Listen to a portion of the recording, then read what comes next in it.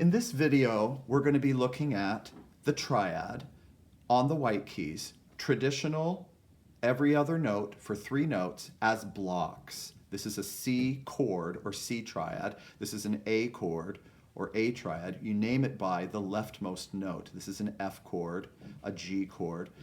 But we're going to do an exercise, and with both hands simultaneously. We're going to do block triads moving from C up 1 white key to D, up to E, to F, to G, and we keep going till we get to the next C. I'm going to have you strike that one again, and then come down.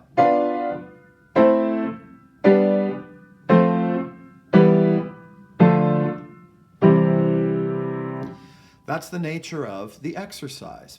You want to be sure that all the notes are striking, that they are all equally loud and heard, and that you are going at a very steady, methodical clip. So here's an example.